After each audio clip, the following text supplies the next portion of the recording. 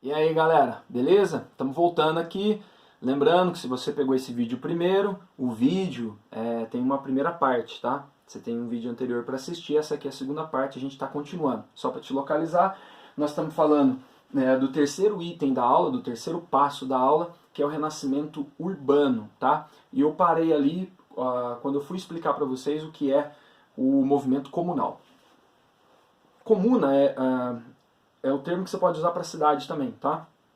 É a comuna, não tem nada a ver com comunista. Depois a gente vai trabalhar melhor isso, mas pode falar comuna também.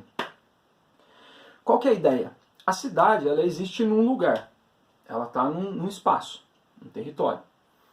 De quem é o lugar onde a cidade surgiu? Porque aí beleza, a galera vem, comércio, vai chegando gente, mas ó, nós estamos vindo da Idade Média.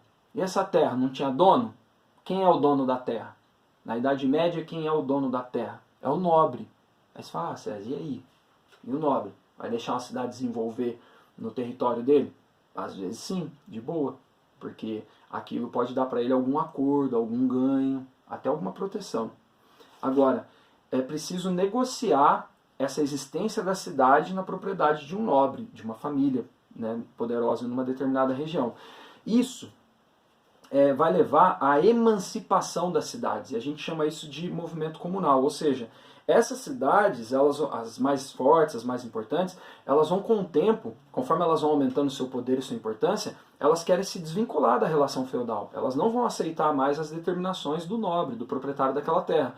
Então, ou se faz um acordo, né, e esse nobre pode vender ou pode fazer um acordo econômico com os comerciantes dessa cidade, e ele concede para eles uma carta de franquia, ou seja,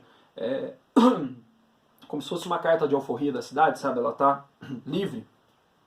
E aí você dá uma carta uma carta de franquia, ou esse movimento comunal vai conseguir essa emancipação através de revoltas. Então você tem várias revoltas também que acontecem para essas cidades poderem conseguir existir sem necessariamente estar vinculado a um poder feudal, a um poder da estrutura antiga, tá? Na Itália, por exemplo, esse movimento comunal é muito comum. Na França, né? Você tem vários movimentos de emancipação de cidades importantes. E na Itália você tem também um movimento comunal muito forte, assim, de emancipação das cidades. Na Itália, por um território ser fragmentado, demorar bastante para ter uma centralização política, na verdade só no século XIX para valer, na Itália você vai formando ali várias cidades independentes, né? Uma espécie de repúblicas, assim. As cidades italianas, elas são independentes, né? Gênova, Veneza, Florença são cidades independentes, funcionam quase como se fosse um paizinho, assim, um pequeno país, tá? Então, isso é importante a gente pensar desse movimento de liberação das cidades. É assim, ó, olha o que eu disse até agora. Está surgindo um movimento novo. Esse movimento novo mudou o espaço urbano. Essa cidade agora, ela quer independência. Ela quer ficar livre das amarras feudais. E aí ela precisa lutar ou negociar as suas independências. E os comerciantes vão ser muito importantes nesse processo. É lógico que a figura do nobre ela não está anulada, daqui a pouco eu volto com os nobres aí, organizando esses espaços, mas existe um movimento comunal, então, lutando por essa emancipação, ou pelo menos por autonomia das cidades. A ideia não é separar, nada disso, mas é ter autonomia para cuidar dos seus negócios, das suas atividades comerciais, ok? Beleza, eu pergunto como se vocês fossem respondendo. Pois bem, não é o quarto passo, tá? Eu não esqueci de pôr. Eu queria dar uma dica para vocês e fazer um exercício aqui, propor uma reflexão. Vocês devem estar percebendo até agora que está surgindo um novo sistema. Tem um sistema pôr na cabeça e aparecendo. Quem é? O capitalismo. O capitalismo está brotando. O capitalismo está chegando. A burguesia está se desenvolvendo. O capitalismo, para nascer nesse mundão louco aí, o capitalismo ele tem algumas travas. Tem algumas coisas que estão assim, segurando o capitalismo. O capitalismo está querendo se desenvolver, mas tem algumas coisas que ele vai ter que, sabe, tipo, imagina as correntes quebrando e tal. Tem nada de heróico nisso aqui não, tá? Vai com calma. Mas o capitalismo ele precisa quebrar algumas coisas para conseguir se desenvolver, falando sério. Eu coloquei aqui 5 coisas, 5 travas que o capitalismo tem. Nós não vamos resolver isso aqui hoje, é só uma dica para você prestar atenção nas próximas aulas que o capitalismo vai ter que romper com essas barreiras ou essas travas, né, que eu estou chamando aqui. A primeira delas é a igreja. E aí pensa comigo, o exercício. Por que a igreja é uma trava para o capitalismo? Se você quiser, dá até uma pausa no vídeo aí. Se você precisar de tempo para pensar. Se você falou que a igreja tem uma mentalidade que condena o lucro e o juro, ok. A mentalidade católica, da igreja católica, quando põe igreja católica, não combina com as atividades capitalistas. Então, alguma coisa vai ter que acontecer para que isso se destrave. O que seria? Vai pensando. Dá uma pausa se você quiser. É um exercício. A reforma religiosa. Daqui a pouco vai vir uma proposta nova de cristianismo, que atenda às necessidades do mundão que está rolando aí, que está fazendo o capitalismo brotar. As reformas protestantes. Beleza? Segundo, a cultura. A mentalidade da galera. O jeito de ver o mundo, o jeito de expressar o mundo, a questão do conhecimento, essa cultura também muito impregnada pela Igreja Católica. Essa cultura, né, ela precisa de uma renovação, né, de uma ideia que também abra a cabeça das pessoas, a mentalidade das pessoas. O que pode vir na sequência, que pode dar uma mudança cultural nesse momento aí, que pode beneficiar o capitalismo. Pausa. Se quiser, pensa. O renascimento humano e comercial. O renascimento humano e cultural. Tá? Século XIV, XV, XVI, Leonardo da Vinci, depois a gente vai falar disso. Mas esse renascimento humano, é um jeito novo de pensar o mundo. Peraí, vamos abrir aqui um pouco o horizonte, tá? Então essa é uma outra trava que precisa ser quebrada. Mais uma. A fragmentação política. Eu não coloquei o política aqui, mas a fragmentação política. Cara, os territórios não são unificados, então, tipo assim, cada lugar, num pequeno território, você tem várias línguas, várias leis, várias moedas, várias unidades de medida. Isso pro capitalismo é ruim, vocês podem ver que a galera faz bloco econômico até hoje. Por quê? Para juntar, né? Essa fragmentação, essa divisão é ruim, o capitalismo vai ter que resolver isso. Qual o processo que eu estou querendo chamar aqui? Pausa, pensa. As monarquias centralizadas. Vai ter um arranjo econômico, político, social que vai formar um Estado que vai unificar e vai acabar com essa fragmentação. Isso vai ser bom para o capitalismo, lá na frente. Beleza? Mais uma. Outra trava do capitalismo. Os mercados. Porque precisa expandir, né? De repente a Europa é pouco. E aí o Oriente já tem os seus donos, né? Da economia. E agora? Sei lá, a gente podia buscar novos mercados. Eu estou querendo dizer o quê? Qual processo eu estou chamando? Pausa. Pensa. As navegações. Uma parceria entre burguesia, igreja, Estado, né, as monarquias. Vamos atravessar o mundo, vamos buscar outros lugares. E aí, num sistema chamado mercantilismo, isso vai dar força para nascer o capitalismo lá na frente. Tudo bem? E a última trava são os nobres. Por quê? Os nobres, mesmo que tenha um arranjo ali, né, que a gente vai falar daqui a pouco, os nobres têm privilégios de nascimento, e para a burguesia isso é muito ruim. Por que você pode? Porque eu nasci nobre, né, filho? Chupa essa uva aí. Não, mas não é justo. Por quê? Porque a gente deveria ter o mesmo direito. E aí a galera começa a questionar. Essa classe social que começa a ter poder, que começa a mexer também com a sociedade, né? Começa a mexer com a sociedade, é a burguesia. Os caras falam, eu também quero participar do Estado, eu também quero participar das coisas. Mas você não é nobre, você não tem o mesmo direito que eu. Mas quem falou que você tem direito? Eu nasci. Aí a burguesia, num determinado momento, vai falar, mano, que direito que você tá louco? E aí, várias ideias, né, vão elaborar tudo isso. O liberalismo, né, depois, mais pra frente, o iluminismo é assim, a ideia de liberdade. Isso aí vai basear, então, e vai quebrar as travas do capitalismo de vez lá no século XVIII. Tudo bem?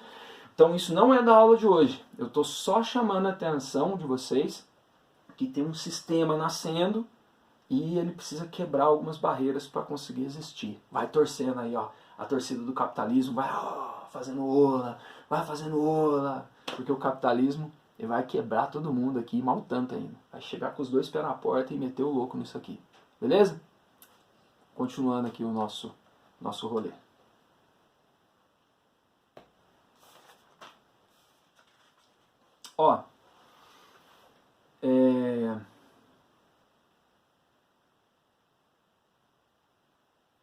Só pra você achar que tinha travado de novo. Às vezes trava aqui, tá? Vamos lá. Quarto passo, tá acabando. Calma que tá acabando. O quarto passo a crise do século XIV, cara, essa crise é famosíssima. A gente tem várias crises na história, mas o século XIV é uma puta crise. Você acha que você tá vivendo crise hoje? Tudo bem que não, tá foda também. A crise tá feia, né? Mas você não viu nada, porque o século XIV é o século das crises, tá? Eu vou tentar resumir aqui. Mas o primeiro ponto é o seguinte, a fome. Seu César, mas você tá doidão, mano, porque você acabou de falar que aumentou a produção de comida, mas também aumentou a quantidade de gente, a quantidade de boca para comer. Em determinado momento isso não dá uma equação, né? Tem um Malthus aí, um Malthus é lá na frente, não uso o Malthus agora não. O Malthus é século XIX. Mas é o mesmo princípio, né? Tipo, não tem comida para todo mundo. E outra, as técnicas são muito precárias ainda, mesmo com inovações. Então, tipo assim, uma chuva torrencial que estragasse uma plantação e prejudicasse a colheita de um ano, pronto, não tem gordura para queimar. Já era, fodeu. Um frio exagerado, calor exagerado, você tem problemas ali então que podem prejudicar a agricultura e as pessoas podem morrer. Milhões de pessoas morrer por conta de uma colheita ruim ou de uma praga que dá numa determinada plantação. Tá? Você não tem tudo as inovações que ainda virão na agricultura, né? Mas a gente pode dizer que a fome ela vem de uma certa ilusão daquelas técnicas. As técnicas melhoraram a vida das pessoas, só que assim, os caras saíram metendo louco, desmataram a Europa quase que toda, fizeram tudo campo de plantação, e qual foi a consequência disso? Cuidado que eu estou olhando com a cabeça de hoje, tá? Hoje nós já temos estudos mostrando que a Europa teve várias mudanças climáticas, ou seja, tem uma questão ambiental nisso tudo. Os caras meteram o louco, mano. Meteram o louco nas florestas, acabaram com lenha, por causa de lenha, né, tudo. Acabaram com tudo, cara, para esses novos campos de plantação. Então isso foi ilusão, porque aí de repente parou de chover, e a galera falou, e aí, cara? Eles não sabiam como é que funcionava esse sistema, né? Aí você vai falar, César, mas, pô, galera burra, hein, mano? Foi, destruiu tudo para plantar e não viu que eles estavam se ferrando assim? Esse povo da Idade Média é burro, né? E nós hoje é esperto, né? Nós é esperto, ó. Nós é esperto hoje, né? É nós com X, nós é espertão. A gente rebenta tudo também, mete veneno em tudo, acaba com tudo, fode com a Amazônia, arrebenta e aí nós somos espertos. Que jeito vocês acham que a galera que vai estudar a história daqui a 300 anos vai olhar pra gente e falar, puta, é o povo burro, hein, mano? E com razão. Eles vão falar com razão, porque aqui tem burro. Aqui tem burro mesmo. Tem uma frase do meu avô que eu ainda quero fazer um quadro dela ainda. Meu avô fala assim, que antigamente é muito burro. Falando do animal, né? De cavalo e burro. César, antigamente é muito burro. Hoje burro é gente. E meu avô tem razão. Vô Jaime aí, filósofo. Então nós temos uma questão ambiental aí, né? Envolvido com esse negócio da fome. Cara, você tem a grande fome, né? Nos anos ali de 1315, 1317, puta que pariu, milhões de... Não pode falar palavrão, mas... Milhões de pessoas morrem de fome, cara. Por conta de praga, colheitas ruins, chuva, frio, cara... Zica. Então a galera tá passando fome e aí, presta atenção, se você não morre de fome, você tá subnutrido. Qualquer doencinha aí você vai se ferrar. Guarda isso. Outra coisa, guerras, né? Muitas guerras ainda acontecendo, fechando esse mundo feudal, inaugurando o mundo moderno, mas uma guerra muito importante aqui. A gente não vou entrar em detalhes nela, mas só para você saber. A Guerra dos 100 Anos, que na verdade dura mais de 100 anos, vai de 1337 a 1453. 1453 é o fim da Idade Média, didaticamente, vamos dizer assim, né? Essa guerra que dura mais de 100 anos, cara, é uma guerra entre os dois principais reinos ali da Europa. É uma guerra entre a Inglaterra e a França. O que aconteceu é que o rei da França, da dinastia de Valois, morreu sem deixar um herdeiro homem. E aí tinha uma lei lá, a lei sálica, que a mulher não poderia assumir e tal. E aí o Eduardo III, da Plantageneta lá, parente do que morreu aqui na França, né? Essa história é longa. Mas ele lá na Inglaterra falou, então eu posso me candidatar ao trono também. Ou seja, uma disputa pelo trono francês. E essa guerra, cara, é a guerra das guerras. Porque aqui ela é considerada tipo a última grande guerra do mundo feudal e a primeira guerra do mundo moderno. Já várias armas novas aí, a besta, por exemplo, né? Então você tem uma guerra horrorosa, matando muita gente também no meio desse cenário de fome. Então junta tudo isso. Só para você saber, é aquela guerra da personagem famosa francesa, a Joana d'Arc, por exemplo, né? Então você tem... na verdade, essa guerra vai ajudar... A gente pergunta assim, quem ganhou, quem perdeu, né? A França manteve seus territórios ali, né? Até o norte, até o Canal da Mancha ali. e a Inglaterra, a intenção era invadir a França e anexar, né? Não conseguiu. Mas os dois países ganharam com isso, né? Perderam dinheiro, famílias vão perder o poder, perde população, mas no fim das contas essa guerra ela ajuda a consolidar o Estado inglês e consolidar o Estado francês. Ela consolida a monarquia inglesa e consolida a monarquia francesa. Tá bom? Depois quando a gente falar de absolutismo, ou eu fizer uma aula de aprofundamento para falar da monarquia francesa ou da monarquia inglesa especificamente, você pode olhar no material aí que nem tem no caderno de aula, mas tem lá no livro texto, depois se você quiser olhar eu posso fazer um vídeo mais para frente. Mas essa Guerra dos 100 Anos ela é horrorosa, então, ela tem milhões de mortos, muitas batalhas, imagina, mais de 100 anos de guerra, treta, né? Então você tem um cenário de guerra, então, entre os dois reinos mais fortes da Europa. Soma isso com a fome, né, a guerra, e aí para ajudar, né, no meio disso tudo, você ainda tem a peste. Eu estou pensando alto aqui, tá? Não sei se vai dar certo, mas vou chamar o Fábio para ver se a gente faz um aulão sobre a peste negra. Aí a gente fala de pandemias, né, assunto do momento aí.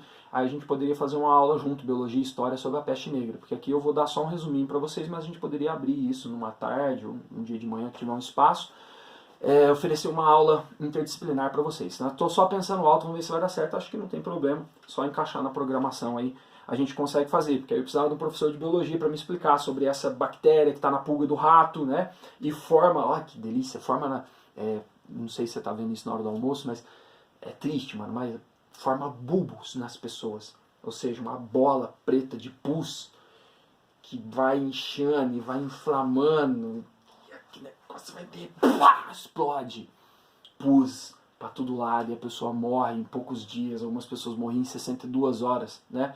Então é uma doença horrorosa, né? Essa peste negra ou a peste bubônica que está chegando na Europa. De onde ela vem? Só para você ter uma ideia do rolê, é tipo assim, um surto mesmo, é de 1347 a 1353. Esses anos aí, cara, você vai perder, alguns historiadores falam, em 40% da população europeia. 40%. Milhões de pessoas mortas, tá? Por isso que a gente precisa abrir uma janela depois para falar melhor sobre isso.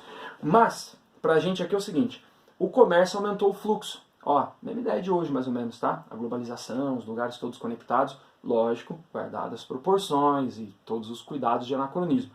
Mas você tem o fluxo, tá? Então a galera foi pro Oriente, voltou, e vai pra Índia, e vem, vai pra China, e vem, vai ao Oriente Médio, e vem... Cara, e as condições sanitárias ali, a higiene era precária demais, tanto no ambiente comercial, nas navegações, nos portos e nas cidades, né? Então aí você tem essa doença que começa a se espalhar, vem da Ásia, vem se espalhando, mata a gente pra cacete lá também. Não pode falar palavrão. Mata um montão de gente lá também. Mata muita gente e vem pra Europa. Cara, e quando chega na Europa, pega um ambiente de guerra, um ambiente com uma mentalidade bem fechada também por conta da igreja e tal, porque a galera vai entender isso como um castigo, né? E aí, cara, isso na Europa, mano, é o fim do mundo. É a morte chegando pra todo mundo. A galera, assim, a clara percepção de que o mundo tá acabando, de que Deus abandonou a gente, sabe? Daqui a pouco eles vão começar a questionar a igreja católica pra dar resposta sobre esse processo. Mas você tem a imunidade europeia, né? A gente tá falando muito disso hoje. A imunidade europeia é muito baixa, mano. E a peste negra chega e arrebenta todo mundo. E ao mesmo tempo que a peste negra vai chegando, as pessoas param de sair de casa. Tinha todo mundo com medo de sair de casa. Ninguém vai trabalhar, ninguém vai plantar. Ó, você conhece isso, hein? A economia parou. A economia dá uma parada. E a galera tentando entender o que está acontecendo. Pouca gente para trabalhar no campo, falta mais comida, povo desnutrido, galera morrendo. Mano, é o caos. A peste negra é o caos no século XIV. Lógico que ela mata em outros momentos também, mas de 1347 a 1353, nesses anos aí, ela arrebenta com tudo, cara. É punk, tá? E aí eu coloquei aqui uma das possíveis abordagens, né, dos vestibulares, que aí você tem um mundo ali de muita distinção social, tudo ainda, né? Olha que interessante pra gente pensar o que está acontecendo hoje. Mas a hora que a peste negra vem, ela vem para todo mundo. Ela vem para todo mundo. Ela chega, ela mata nobre, ela mata o pobre, ela mata o camponês, ela mata o burguês, né, o comerciante, ela mata todo mundo, cara. Do mesmo jeito, com a mesma podridão, com a mesma coisa feia, horrorosa. E aí a galera fala assim, mas pelo menos o povo da igreja vai ficar seguro. Que nada, mano, o povo da igreja começa a morrer também. E aí a galera da igreja começa a se negar e atender as pessoas, porque estão com medo. Os caras falam, mano, mas se vocês estão com medo do castigo de Deus, imagina nós então não é tão fodido. Então nós vamos ter que rever isso aí, daqui a pouco vão rever uma parte dessa questão da igreja, tá? Mas assistam esse filme aqui, ó, porque ele trata da peste bubônica, né? É o pano de fundo do enredo do filme. E aí é muito interessante que ele vai mostrar como a Europa lidou com esse assunto. A Europa não acreditava, a Europa negava as evidências, a Europa não entendia racionalmente o que estava acontecendo. E os árabes, né, do outro lado lá, outro lugar do mundo, né, os árabes tentaram entender isso racionalmente.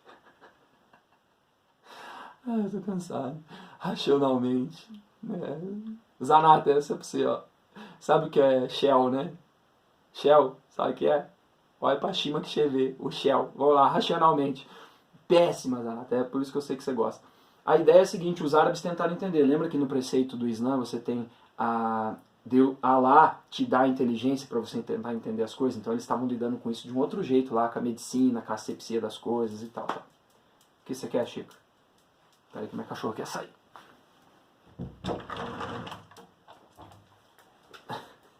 Acontece de tudo aqui, eu sinto muito. Tudo bem? Então beleza. É o fim do mundo, tá? Eu coloquei aqui, eu estava falando da imagem, porque atinge a todos. Então, junta tudo isso aí, que você tem o último tópico aqui, que é a questão da cabeça. Ou seja, quando eu pus cabeça, eu quero dizer mentalidade. Cara, olha só, a mentalidade muda, porque a ordem do dia, para quem vive esse momento aqui, século XIV, é assim, a principal preocupação da pessoa é saber se ela vai para o céu ou para o inferno. Ainda, a igreja católica ainda tem muita influência, a religião tem muita influência. Agora você imagina que todo mundo que você conhece está morrendo, e você provavelmente vai morrer nos próximos dias. Então assim, isso é um abalo psicológico muito grande, mexe com a cabeça da galera. Tá todo mundo com muito medo disso, porque você tá para fazer a passagem e você não está entendendo o que está acontecendo. Então você tem um efeito psicológico nessa sociedade que talvez ajude a gente a explicar as mudanças ou os questionamentos que vêm na sequência. A Igreja Católica vai ser... Faz um barulho legal. A Igreja Católica vai ser confrontada. Fala, mano, vocês não tinham resposta para tudo, e agora? Como é que faz? Né? Então guarda que daqui a pouco a gente volta nesse assunto. E, para finalizar, nossa senhora, tô quase, a gente tem um quadro em branco. Não, 5. Último passo, tá acabando. Guarda esse minutinho de desespero que você tem. Que é a formação das monarquias nacionais ou monarquias centralizadas, né? Pode aparecer dessas duas formas aí. Galera, é o seguinte, ó, o mundo feudal está em crise, tá bom? O mundo feudal está em crise. Vocês estão percebendo aqui nesse rolê nosso, espero que sim, que o mundo feudal está em crise. Aquela estrutura feudal está sendo abalada, é a crise do feudalismo na Europa. O comércio e outras atividades, né, são assim, motores da economia agora. Né? O comércio é a grande novidade. O comércio e atividades ali de artesanato, esse tipo de coisa, isso está bombando, isso ninguém vai conseguir segurar. Um dos empecilhos, né, que eu falei para vocês, dessas atividades comerciais, é a própria fragmentação política. Então, imagina o seguinte, pensa num comerciante ou numa liga de cidades comerciantes ou dentro de uma própria cidade, para você comprar e vender e fazer essa movimentação, né, o fluxo, o comércio, cada lugar tem unidades de medida diferentes, moedas diferentes, leis diferentes, não tem segurança no meio do caminho, tua carga pode ser atacada. Então, tipo assim, essa fragmentação, essa ausência do Estado, ela é muito ruim, porque de repente eu fiz um acordo com você aqui e a lei que vale aqui não vale ali, o dinheiro não é o mesmo, sabe? Essa fragmentação ela não é boa, ela é um empecilho para o desenvolvimento do comércio, né? E aí você tem a burguesia ganhando força nesse processo que precisa de algumas coisas, precisa de segurança, precisa de padronização e tal. Então o que vai acontecer? Você tem aqui um arranjo, né? Um grande arranjo político, econômico e social, que é a solução encontrada para dar conta dessas transformações que nós estamos trabalhando na aula de hoje, dessa sociedade europeia da Baixa Idade Média, né? Então eu vou apresentar os grupos desse arranjo aqui e o que cada um ganha e o que cada um faz nesse processo, para a gente entender a figura do rei, né? A figura da monarquia. Não é legal dizer, mesmo que a gente esteja aqui começando a explicar o absolutismo, que o rei manda em tudo. Ele depende de um monte de coisa, mas ele é uma figura bastante importante. Você tem a nobreza. O rei, não esqueça que ele é um nobre. Ele é um representante da nobreza. Ele tem as suas alianças, ele tem os seus parceiros, né? Ele monta a sua força ali para guerrear. Então, um nobre importante numa determinada região, ele está fazendo parte desse arranjo, né? Ele vai ser o rei dessa região, desse território que está se configurando, que está se centralizando. Nessas alianças que o rei vai fazendo, ele pode montar um exército. E esse exército, em determinado momento, ele pode até ser um exército mercenário. Não precisa ser só um exército de fidelidade militar entre nobres. De repente você pode começar a contratar pessoas por um salário para ficar no seu exército e fortalecer a sua força. César, mas como é que ele vai fazer isso? Já ouviu falar de imposto? Então segura a onda aí. Você tem um exército, então, que pode ser mercenário. Se você tiver grana, você fortalece o exército, você tem um fortalecimento do seu próprio poder. Esse rei, então, representando a nobreza, além de ter um exército, o uso da força e tal, ele ainda tem a possibilidade de unificar um território e estabelecer um padrão nesse território. Uma mesma língua a ser falada, a mesma religião, a mesma unidade de medida, a mesma lei, a segurança das estradas, né? Ele pode garantir algum tipo de segurança, ele pode garantir a segurança por uma possível invasão, ele pode invadir algum lugar, conquistar riquezas que pode beneficiar a galera. Então essa é a configuração da nobreza nesse momento. E aí você tem, por exemplo, o rei que pode segurar as revoltas populares, porque daqui a pouco aquele povo que trabalha nas oficinas começa a fazer revolta, quem está passando fome começa a fazer revolta, você tem um rei ali forte que tem um exército para segurar a galera. Mas e aí, o rei fala, tipo assim, o rei vai mandar aí, ninguém vai falar nada, quem que está ganhando com isso? Olha só outro grupo que ganha com isso, a burguesia. Por que a burguesia aceita esse arranjo e entra nesse arranjo, né? Por quê? A burguesia precisa, nesse momento que ela está se tornando um grupo forte, ela precisa... a riqueza dela vem do comércio, então ela precisa de estabilidade, ela precisa de segurança, ela precisa de padronização, ela precisa de novos mercados, e ela encontra nesse arranjo então benefício. Pagando os impostos que o rei vai cobrar, ela tem um exército que protege esse estado, ela tem uma padronização desse estado, ela tem o rei bancando navegações para poder abrir novos mercados, então a burguesia aceita esse arranjo, tá? Aí você tem aquela prática, lembra daquela aula de Brasil? Você tem o mercantilismo. O mercantilismo seria uma prática econômica aqui, então, onde o Estado tem muita influência, mas a burguesia acaba se beneficiando. Um grande exemplo do mercantilismo, as navegações. Então, o Estado, né, o rei, a nobreza, a monarquia centralizada, vai bancar uma navegação e nessa navegação vai ganhar a burguesia também com os negócios que são instituídos a partir dessas colônias que são estabelecidas. Ganha o Estado, aumentando a sua arrecadação e fortalecendo o seu poder. Então o rei é essa figura da nobreza que vai centralizando esse arranjo político. Com o exército, com o comércio, com a navegação, está negociando ali com a burguesia está feliz com esse arranjo. E tem outro grupo que está feliz também, que é a igreja. A igreja, dentro desse arranjo, pode se tornar a religião oficial do Estado. E aí ela tem um papel importante, porque ela vai legitimar o poder do rei. Ela vai dizer para a galera que respeita a igreja que aquele cara ali é um representante de Deus também, e deve ser respeitado. E a igreja, por exemplo, pode participar das grandes navegações, fazer a catequese do outro lado do mundo. Então percebam aqui que está todo mundo ganhando nesse processo. Todo mundo ganha alguma coisa nesse arranjo político, econômico e social. Então, o que está surgindo aqui com as monarquias centralizadas ou nacionais é um Estado. É um Estado. Lógico que daqui a pouco a gente vai ver quem tem mais direito ou menos direito dentro do Estado, né? Mas está surgindo um Estado aqui agora. Está organizando, um Estado está centralizando e permitindo que esses diferentes grupos dessas transformações existam. É isso que está nascendo agora. Uma monarquia centralizada é isso. Lógico que tem os exemplos particulares. O caso da França, o caso da Inglaterra, o caso da Espanha. Em cada lugar vai ser de um jeito. Tem um livro bom do Pierre Anderson que chama Linhagens do Estado Absolutista. Então você tem todos os exemplos de cada monarquia. Se possível, depois eu faço um vídeo contando a história da França, né, da dinastia Valois, Bourbon, ou dos Plantageneta e dos Tudors na Inglaterra. A gente pode fazer um vídeo desse depois, tá bom?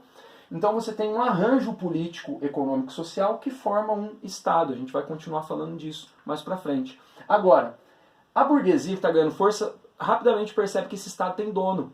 Porque os nobres são privilegiados, eles vão começar a ocupar os cargos, eles vão começar a gastar bastante, eles não pagam impostos, a igreja também não.